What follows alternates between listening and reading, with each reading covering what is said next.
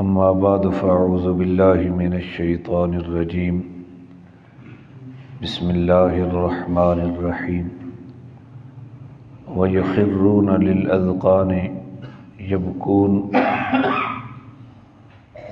ويزيدهم خشوعا سبحان ربك رب العزة عما يصفون وسلام على المرسلين والحمد لله رب العالمين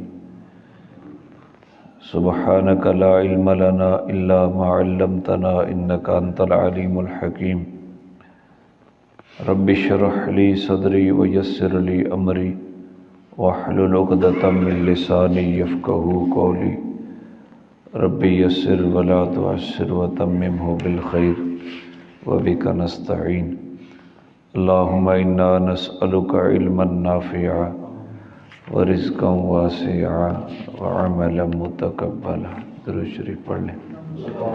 اللهم صل على سيدنا محمد وعلى آل سيدنا محمد افضل صلواتك بعدد معلوماتك وبارك وسلم. اللهم صل على محمد النبي الأمي وعلى آله وسلم تسليما. باب فضل البكاء من خشیۃ اللہ تعالی وشوقا علیہ. یہ عنوان ہے اللہ تعالیٰ کے ڈر سے رونا، اس کی فضیلت کے متعلق اور اللہ کی ملاقات کے شوق کے متعلق. سورہ بنی اسرائیل کی آیت نمبر 109 میں اللہ تعالیٰ نے فرمایا وَيَخِرُّونَ لِلْأَذْقَانِ يَبْكُونَ وَيَزِيدُهُمْ خُشُوعًا. کچھ لوگوں کی تعریف کی جا رہی ہے کہ وہ اپنی ٹھوڑیوں کے بل گر جاتے ہیں اور روتے ہیں اور ان کے خشوع میں اضافہ ہوتا ہے. یعنی اللہ کے وہ بندے جو اللہ کے آگے روتے ہیں. یہ رونا بھی بڑی عجیب چیز ہے، ہر کسی کو یہ رونا نصیب نہیں ہوتا. جو بندہ اللہ کے ڈر سے روتا ہے، حدیث میں آتا ہے کہ اس بندے کے اوپر جہنم کی آگ حرام ہو جاتی ہے.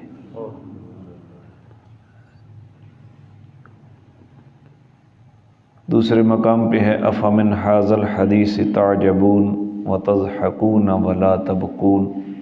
سورہ نجم ہے کہ کیا تم اس قرآن سے تعجب کرتے ہو اور ہنستے ہو، روتے نہیں ہو. کفار مکہ کہتے یہ اللہ کی کتاب نہیں ہے اور ہنسی اڑاتے پیغمبر علیہ السلام کی. تو اللہ تعالیٰ وہ بات فرما رہے ہیں کہ اس کلام سے تم تعجب کرتے ہو اور ہنستے ہو، روتے نہیں ہو. جو بندہ قرآن پڑھتا ہے نا، تنہائی میں قرآن پڑھے اور قرآن کے مطلب کو سمجھے، وہ یقیناً روتا ہے، یقیناً روتا ہے.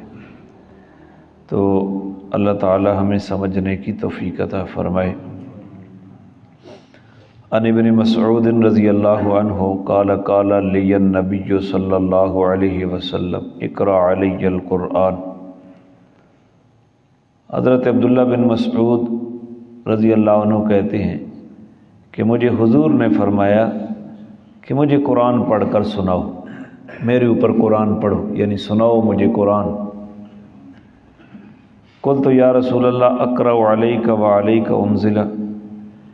تو عبداللہ بن مسعود کہتے ہیں کہ میں نے عرض کی یا رسول اللہ میں آپ کو پڑھ سناؤں، حالانکہ قرآن تو آپ کے اوپر نازل کیا گیا ہے، تو میں آپ کو سناؤں.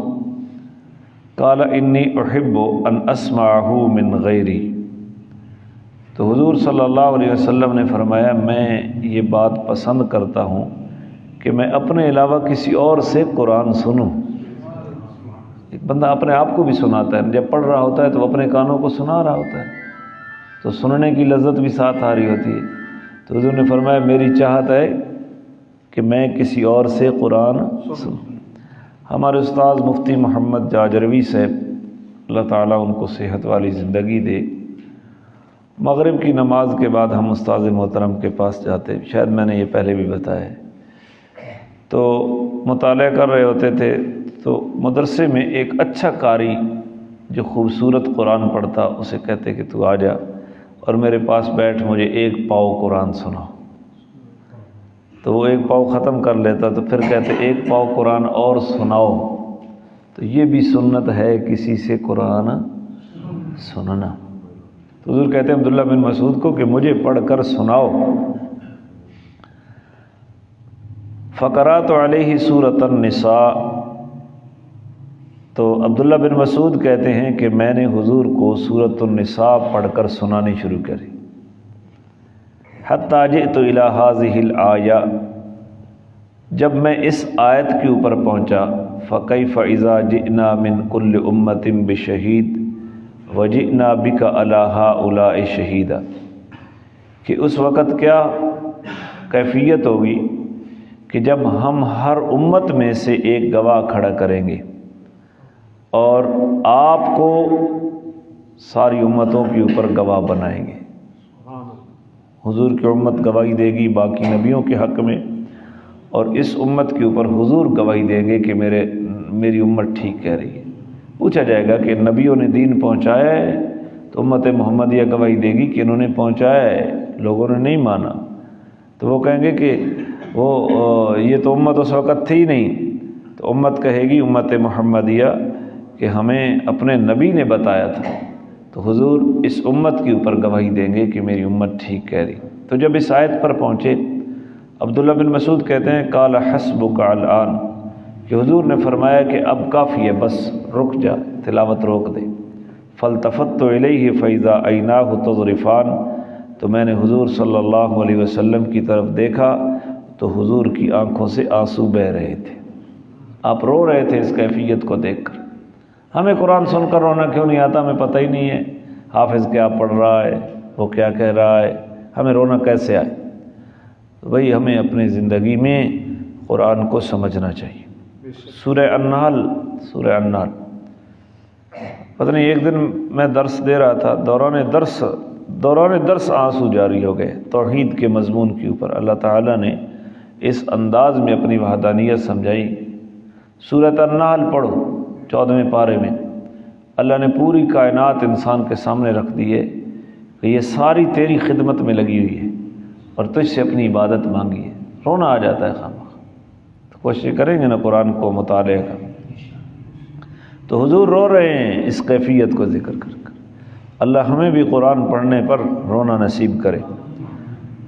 عن انس رضی اللہ عنہ قال خطب رسول اللہ صلی اللہ علیہ وسلم خطبۃ ما سمعت مثلها قط، حضرت انس کہتے ہیں کہ ایک دن حضور نے خطبہ دیا، تقریر کی، ہم نے ایسی تقریر کبھی بھی نہیں سنی۔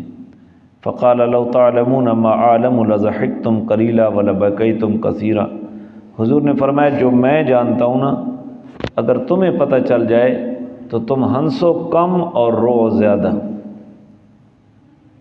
آج تو ہر طرف ہنسی مذاق، یہ خوشی کے 4 دن ہیں۔ دنیا ہی میں بندہ بیمار ہو جاتا ہے، پوچھنے والا کوئی نہیں ہوتا۔ ایک لوگ رسماً آتے ہیں پوچھنے کے لیے، حاضری لگوائی، اس کے بعد کوئی نہیں آتا، چارپائی کے اوپر یہ اکیلا ہے۔ اولاد بھی تنگ ہو جاتی ہے، بیوی بھی تنگ ہو جاتی ہے، کوئی پوچھنے والا نہیں۔ بڑھاپا آ گیا، وہ محتاج ہو جاتا ہے، ساری خوشیاں مزمال ہو جائے گی۔ مرنے کے بعد کیا ہوگا؟ ایمان اور اعمال کم دے گا۔ تو حضور فرمایا مجھے جو پتہ ہے، اگر تمہیں پتہ چل جائے تو تم ہنسو کم اور رو زیادہ۔ کئی لوگ ایسے ہوتے ہیں کہ اللہ تعالیٰ ان کی قسمت میں، حاجی امیر عبداللہ صاحب تھے، اللہ تعالیٰ انہیں جنت دے، پہلی ان کی عمر جوانی ہم نے دیکھی، وہ سخت طبیعت کے تھے، ان کے فالج کا اٹیک ہوا۔ اس کے بعد جمعے کے بیان میں اکثر دیکھتا اور درس قرآن میں کہ کوئی بات بیان ہوتی جنت جہنم کی اور وہ رو رہے ہوتے تھے۔ اللہ تعالیٰ نے ایسا دل نرم کر دیا تھا۔ تو اللہ رونا نصیب کرے۔ یہ رونا بہت بڑا عمل ہے۔ بس ایک روایت میں آتا ہے کہ اگر تمہیں رونا نہیں آتا تو رونے کی شکل تو بنا لو، لوگوں کے سامنے نہیں، اللہ کے سامنے۔ ڈرامہ لوگوں کے آگے نہیں کرنا، تنہائی میں بیٹھ کر اگر رونا نہیں آ رہا، اللہ کے آگے رونے والی شکل تو بنا لو، اللہ معاف کر دے گا۔ عن ابی ہریرہ رضی اللہ عنہ قال قال رسول اللہ صلی اللہ علیہ وسلم لا یلج النار رجل بکا من خشیۃ اللہ حتی یعود اللبن فی الزرع۔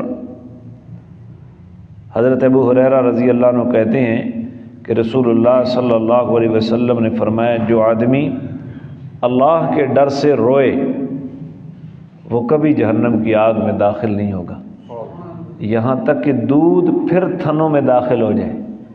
اب دودھ دو لو پھر دوبارہ جاتا ہے تھنوں میں، تو یہ مثال دی ہے، یعنی ایک محال عمل ہے، جس طرح دعا ہوا دودھ واپس تھنوں میں نہیں جا سکتا، اللہ کے ڈر سے جو بندہ روتا ہے وہ کبھی جہنم کی آگ میں نہیں جائے گا۔ تو مانگنا چاہیے اللہ میں نصیب کر دے، بھئی اللہ سے مانگنا چاہیے، اللہ کی توفیق نہ ہو کچھ بھی نہیں ہوتا، یا اللہ ہمیں اپنی ذات کے ڈر سے رونا نصیب کر دے۔ اور پھر فرمایا ولا یجتمع غبار فی سبیل اللہ ودخان جہنم، اللہ کے رستے کا غبار اور جہنم کا دھواں یہ دونوں جمع نہیں ہو سکتے۔ ایک بندہ اللہ کے رستے میں ہے، خاک آلود ہو گئے، جہاد کے سفر میں ہے، دین کے علم کے سفر میں ہے، تو دھول اڑی ہے، اللہ کے رستے میں کوئی سفر ہے اور جسم کے اوپر مٹی پڑ گئی، تو یہ اللہ کے لیے جو مٹی جسم کے اوپر پڑی یہ اور جہنم کا دھواں یہ دونوں اکٹھا نہیں ہو سکتے، یعنی یہ آدمی جنت میں جائے گا۔ تو اللہ ہمیں ان چیزوں کو سمجھنے کی توفیق عطا فرمائے۔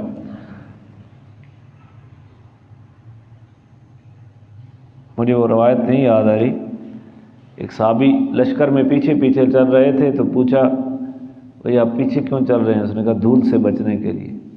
تو آگے سے جواب اس کا خلاصہ یہ ہے کہ یہی دھول تو جہنم سے بچائے گی، اس دھول سے نہ بچو جو اللہ کے رستے کی گرد و غبار ہے، اس کو پڑنے دو جسم کے اوپر، یہ اور جہنم کا دھواں اکٹھے نہیں ہو سکتے۔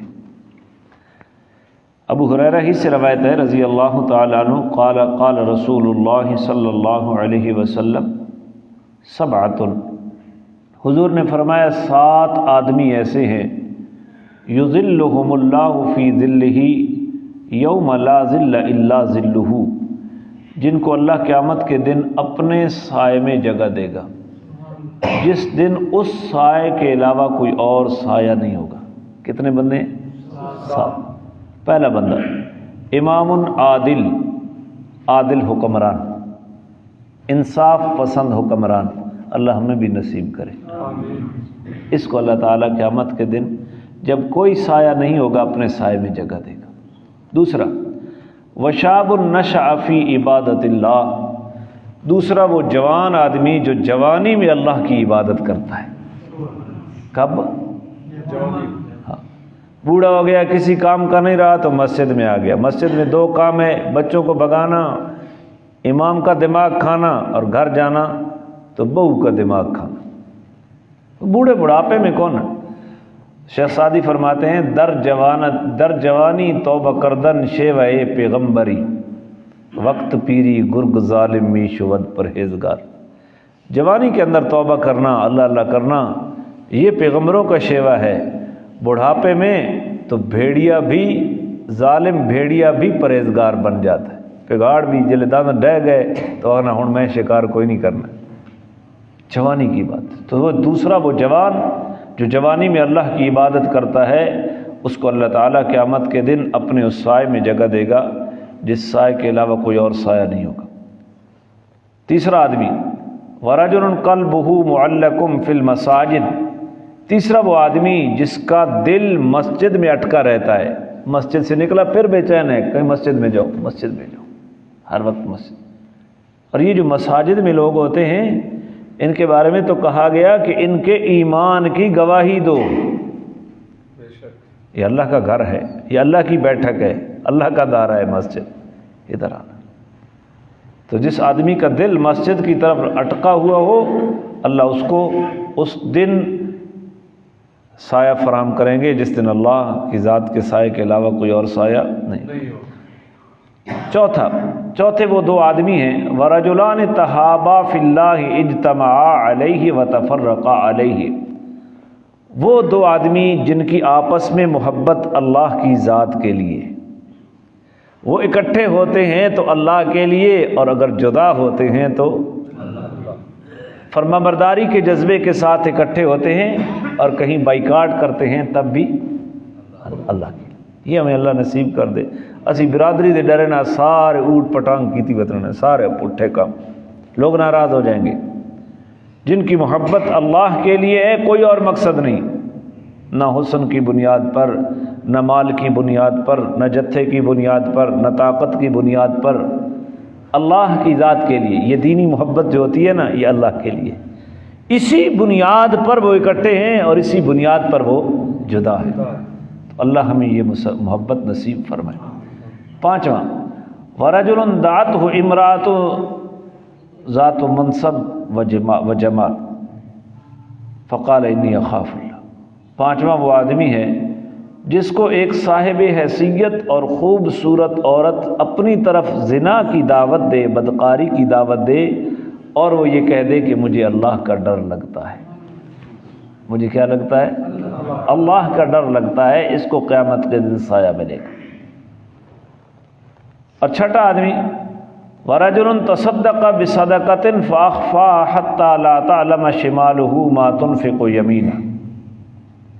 چھٹا وہ آدمی ہے جس نے صدقہ کیا اس انداز میں، اتنا مخفی کر کے، اتنا چھپا کر، یہاں تک کہ اس کے دائیں نے صدقہ کیا ہے، بائیں کو پتہ ہی نہیں چلا کہ دائیں نے کیا صدقہ کیا ہے۔ اتنے تو مسیتی بھی ویلا نہ ہو کا، یہ تو مزہ نہیں آنا ملکہ۔ جتنی سوسائٹیاں چل رہی ہیں وہ جب تک نام نہ لیں وہ بھی کہتے ہیں کہ ہمیں نہیں ملتا۔ چھٹا وہ آدمی ہے جو اتنا مخفی کر کے صدقہ کرتا ہے کہ اس کے دائیں ہاتھ نے جو صدقہ کیا ہے اس کے بائیں کو پتہ بھی نہیں چلتا۔ اللہ ہمیں ریاکاری سے محفوظ فرمائے۔ ساتواں کون آدمی ورجل ذکر اللہ خالیا ففاضت عیناہ۔ ساتواں وہ آدمی ہے جو اکیلے بیٹھ کر اللہ کو یاد کرتا ہے اور اس کی آنکھیں بہنے لگتی ہیں۔ اکیلے تنہائی میں بیٹھ کر، کئی لوگ روتے ہیں، مجمع کے سامنے رونا آتا ہے، تنہائی میں نہیں آتا۔ یہ وہ آدمی ہے جو تنہائی میں اللہ کو یاد کر کے روتا ہے۔ کتنے آدمی؟ ان 7 آدمیوں کو قیامت کے دن جب کوئی سایہ نہیں ہوگا، اللہ اپنا سایہ فراہم کرے۔ آخری روایت پڑھ رہا ہوں۔ ان عبداللہ بن شخیر یا شخیر رضی اللہ عنہ قال اتیت رسول اللہ صلی اللہ علیہ وسلم وهو يصلي ولجوفه عزیز كعزیز المرجل من البقاء۔ عبداللہ بن شخیر کہتے ہیں کہ میں حضور کے پاس آیا اور حضور نماز پڑھ رہے تھے، اور نماز میں آپ کے سینے کے اندر رونے کی آواز اس طرح آ رہی تھی جس طرح ہنڈیا ابلتی ہے۔ ہنڈیا ابلے نا تو آواز آتی ہے نا گڑ گڑ کی، آپ کے سینے سے رونے کی وجہ سے ایسی آواز آ رہی تھی۔ تو اللہ تعالی ہمیں بھی رونے والا بنا دے۔ اللہ کے آگے رونے دھونے کا بہت بڑا اجر ہے۔ اللہ تعالی سمجھ نصیب فرمائے۔ دعوت دیا کرو جی۔